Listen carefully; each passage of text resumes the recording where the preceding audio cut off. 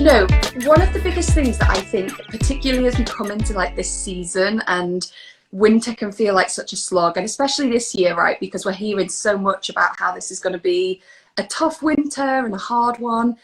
Something that I always try to encourage my clients to do, and do in my own life, is put our attention on what we can control and have some influence over, rather than what we can't. And you know, a lot of us at this time of year, we just think about all the things that we can't have. Like, we can't go to the beach, we can't go for that walk after work, we can't do these things, and we focus on what we're missing.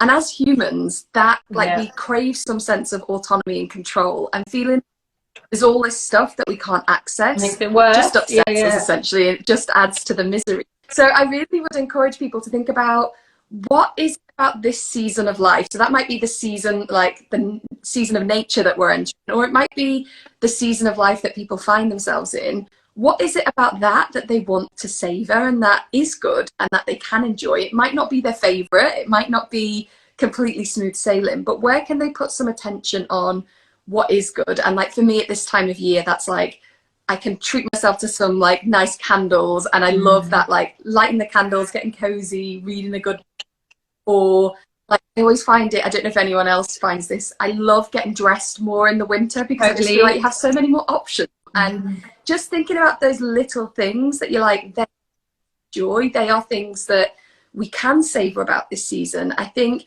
it sounds subtle, but it's quite a big shift, because we go from feeling like there's this thing we want to access that we know we've got to wait for, to instead thinking, well, there's something today that I can enjoy. So it's kind of mindfulness-ish, isn't it? Joy in and of itself is mindfulness, because it's just about being present and being, you know, here for what's happening right now, instead of being 6 months in the future.